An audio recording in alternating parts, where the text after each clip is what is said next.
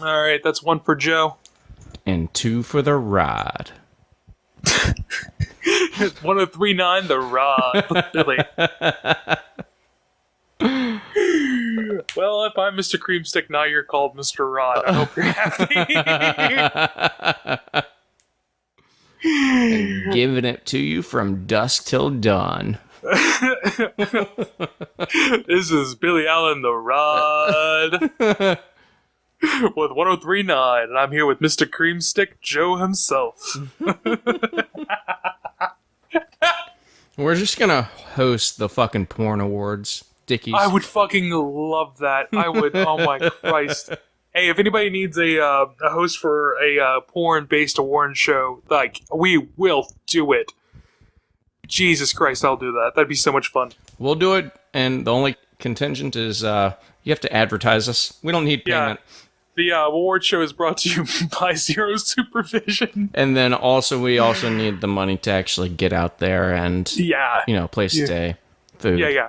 That's all you need to offer us. Monetary payments, we don't need any of that. No. That'd be fucking awesome. I feel like we could get some interviews with porn stars. That'd be pretty fucking awesome. That would be amazing as fuck. Yeah.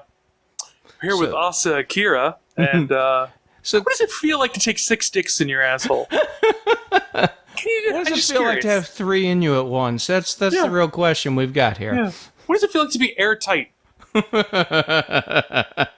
go ahead and introduce us. Jesus Christ. Welcome again to another mini episode from Zero Supervision. I'm Billy. I'm here with Joe today. Joe, how are you doing, Mr. Two-Tone?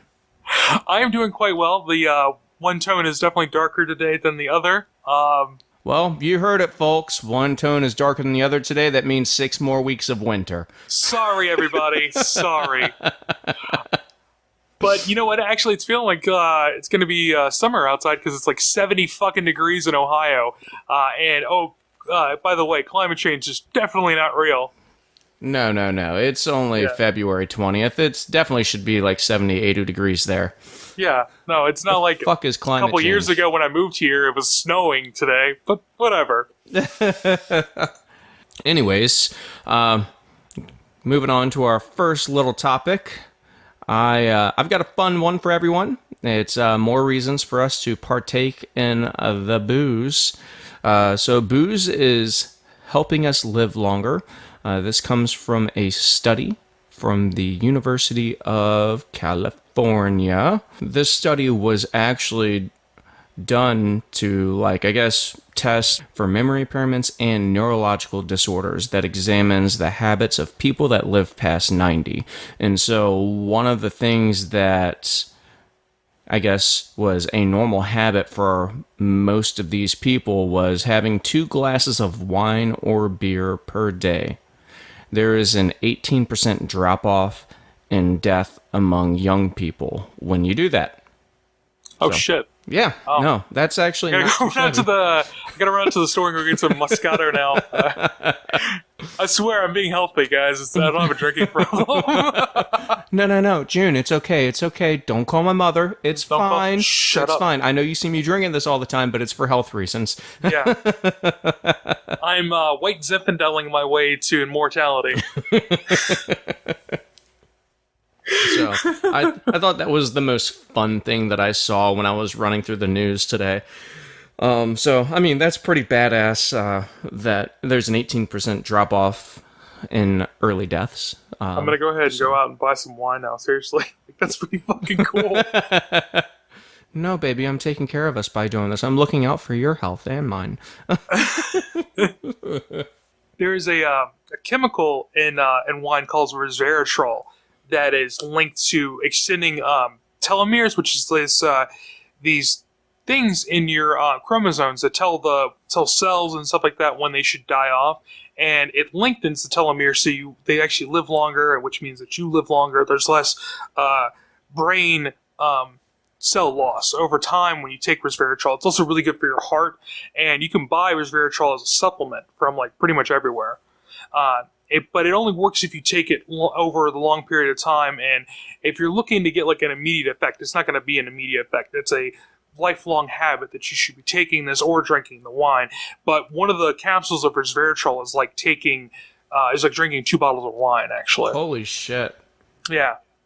So it doesn't have any kind of mental effects. It's not going to make you drunk. So let's say you don't like the taste of wine, or you don't like being drunk, or wine's expensive. So but so is resveratrol. But if you're looking to do it in a different way, if you don't want the calories, that's another way you can kind of do this.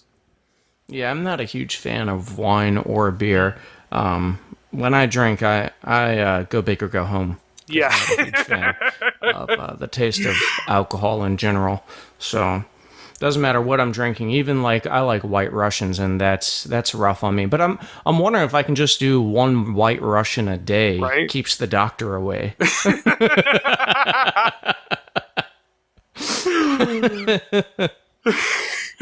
So I've figured, 2 glasses of wine, one glass of White Russian. If you're looking to keep your urinary tract running, you can have some vodka and cranberries, which is what my drink of choice is, and we can knock out 2 birds with 1 stone. That's my drink of choice when I go to the club, because it's Exactly. always the cheapest one. Well, and if you go to the gay clubs, they tend to give you like a beer mug that's half and half. Yeah, no, it gets kind of crazy there. You drink one of those mugs and you're gone. Imagine having 4. We used to go to this place in Richmond called Barcode, and they had the strongest drinks I've ever had. And in Virginia, you're not allowed to put more than 2 ounces of alcohol in a beverage, or otherwise you can get fined. But this place totally did that. They were like 6 ounces of alcohol and 4 ounces of mixer. Yeah, no. So there's a lot of benefits to that. 1, we didn't pay for our drinks half the time. And 2, even when we did, it was easy to get fucked up. And I'm also one of those people, I don't get drunk really fast, but I'll get tipsy really fast. Mm-hmm. And I can keep drinking while I'm tipsy, and I just extend my tipsiness. And then eventually, after entirely too many drinks, that's when I get smashed, and Joe has to carry me around. That's when Billy gets locked in the bathroom stall and can't get out, so he has to kick his way out. I guess it's kick time. Well, I mean, we have to look at it from this point of view. At least I only kicked the door out. I could have just gone and pushed on either side of that stall and just started caving that bitch in. They'd be like, what the fuck happened? I powered up. You've seen Punch Drunk Love, right? No, I have not. Oh, it's an Adam Sandler movie, right? Mm-hmm. And in one part of it, he's on this date with this girl, and the date starts to go bad, and he goes into the bathroom at the restaurant and fucking destroys it. And he goes back to his table, and the maitre d's like, "Sir, I'm gonna have to ask you to leave. You just destroyed the bathroom." He's like, "No, I didn't. No, I didn't." It's really fucking good. You should go watch that movie. It's fucking awesome. I might. I'm just not. I used to be an Adam Sandler fan, and then he just kind of fell off the fucking wagon for me. Well, this one is a serious movie. It's got funny moments to it, but it's not like when I'm trying to be funny. It was like one of the last really good movies he did. I think he did Anger Management, and then he did that. Don't you miss the days where he didn't have to try to be funny? I know. It seems like he's just one massive try-hard, and that's why all of his movies just fucking, they just tank. Hit flat. Yeah, they're never any good anymore. Fucking Jack and Jill. I was like, who thought that was a good idea? Who put money behind that? Yeah. But whatever. But yeah.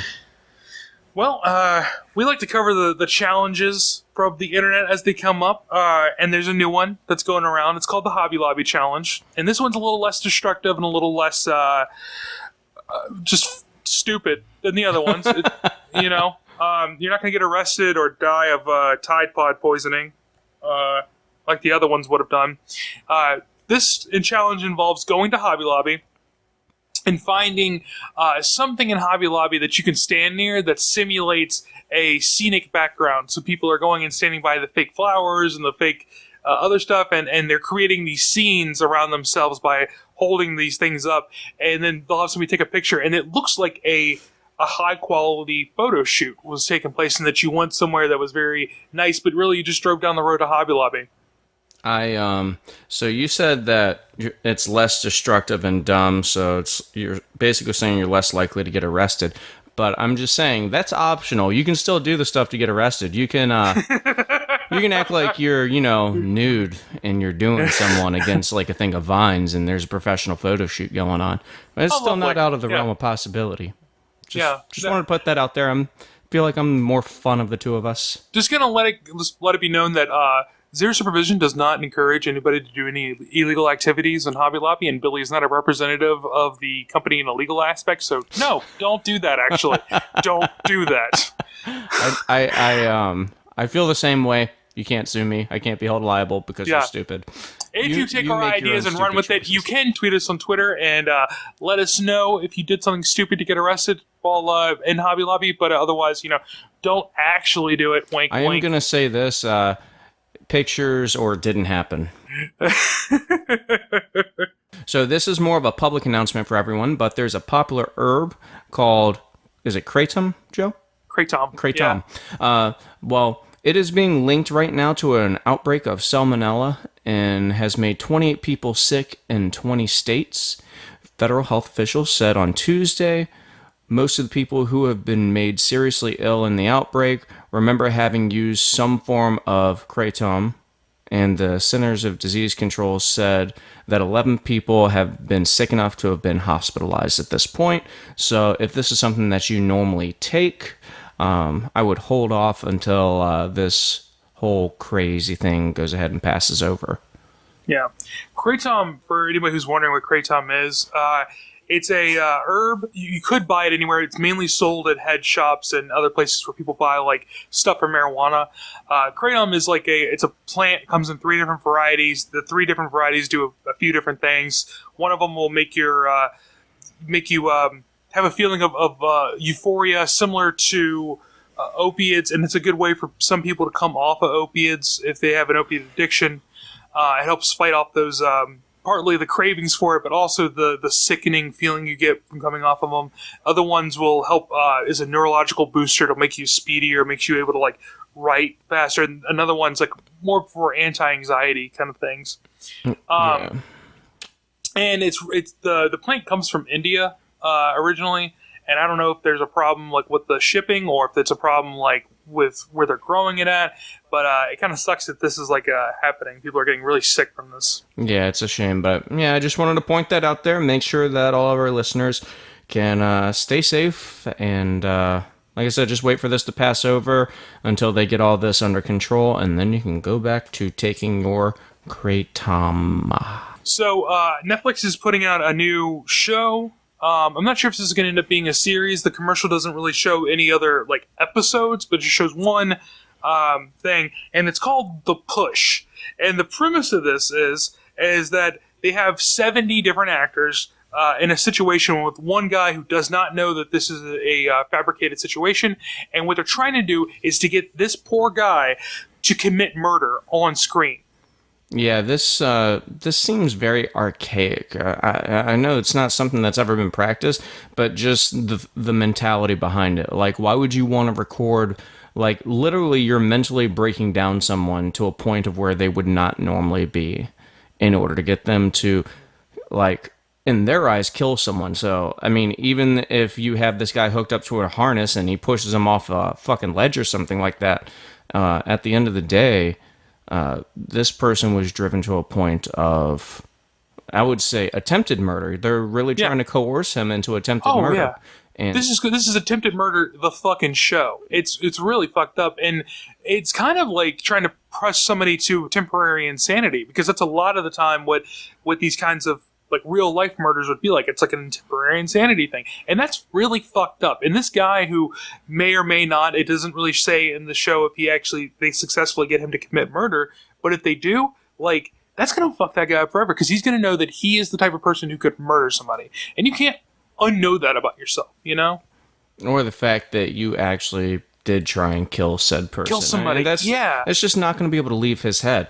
I feel like I would sue the ever living shit out of a production company and Netflix, just about anyone I could get my hands on, because you're going to need some serious fucking help after that. And I don't care if they're willing to foot the bill or not. It's the matter of fact that I wouldn't even trust myself to have a high stress job at that point.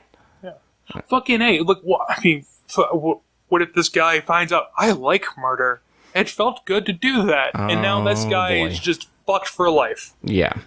I'm not a supporter of this show. And Netflix recently has been doing some stuff that I'm really not for. Like they did that bullshit at CES, which I know some people are like, oh, it's not that big a deal. But I mean, at the same point in time, that's a technology show. That's not a TV, like, early air show to try and get people hyped up over your shit. And now they're going another route where they're trying to make some guy think he's going to kill someone. And I don't know, that's just a little much. Mm-hmm. I just feel like Netflix kind of going in the wrong direction. And eventually, like, they're going to do this kind of shit to the wrong person, and there's going to be a brand new owner of Netflix. So yeah, it's really fucked up. I don't know who's in charge of this, who's the showrunner for this fucking thing, but they need to be fired. So, well, to end this on a funny note, to keep the humor going, some guys in England decided that it would be a good idea to make a pool in the back of their truck. They filled it with concrete and then filled in that area with water, and then they decided to drive the truck, and as the water sloshed, it tossed the fucking guys out of the makeshift pool and onto the ground. They had to go to the hospital afterwards, but luckily they survived. Who would have ever thought that would have gone awry? That sounded seems like such a good idea. I mean, honestly, they were probably better off, instead of using concrete and blowing out your fucking suspension, just throwing a tarp in the bed of the truck and filling it with water. Well, somebody's already beaten them to the idea of that, because guess what? There's a company that's making these liners for the beds of your truck. They have, like, the stretchy things that go over each of the corners of your truck. You fill it up with water, and then you could take this to, like, tailgating parties or something like that, but some assholes are going to drive around with it. And then when you're done, you open up the this thing in the back, and it lets out all the water. But I still think it's a terrible fucking idea. Well, and it'd be cheaper to buy a tarp. It's kind of wasteful, too. Right? Yeah, I mean, you're just wasting a shitload of water. Yeah, it seems like a good way to attract mosquitoes so you can get West Nile virus. Oh, that would be amazing. I've always wanted West Nile. Yeah, I bet you would make me really skinny. Yeah, I mean, I feel like a really skid. I mean, at that point, my dieting will be complete. Yeah, and I can. I think West Nile virus is one of those things that attacks your liver or something like that, because I think people are in yellow. Am I pretty like the models? Enjoy your West Nile virus. It's like, yeah, but you're yellow. Yeah. You look like a Simpsons character. Oh. That you look like Patty and Selma. All right, everyone. Thank you very much for joining us for another mini episode from Zero Supervision. You can follow us on Twitter at Zero Supervision. You can follow me personally at @low_Billy Allen on Twitter. You can follow me on Twitter at Joseph_Lawhorn. That's LAWHORN. Don't forget to like, subscribe, comment to your respected listening app, and then also hit us up on our Twitter. If you have any ideas for a topic for a show, we'd love to hear them and see what we can do with that. If you'd like to support the show, you can go on patreon.com/Zero Supervision. We'd really appreciate it. Cool. Thanks, everyone. Peace out. Thank you. Bye.